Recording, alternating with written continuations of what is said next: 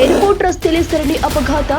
Bengaluru Devanahalli airport ರಸ್ತೆ Sadahalli gate ಬಳಿ ಇಂದು ಮಧ್ಯಾಹ್ನ ಅಪಘಾತ. 8ಕ್ಕೂ ಹೆಚ್ಚು ವಾಹನ ಒಂದಕ್ಕೊಂದು ಡಿಕ್ಕಿ ಹೊಡೆದು ಜಖಂ.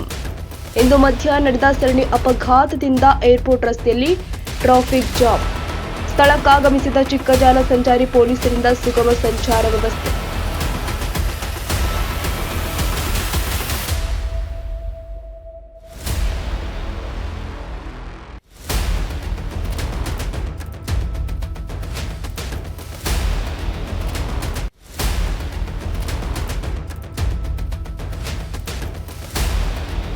ಏರ್ಪೋರ್ಟ್ ರಸ್ತೆಯಲ್ಲಿ ಸರಣಿ ಅಪಘಾತ.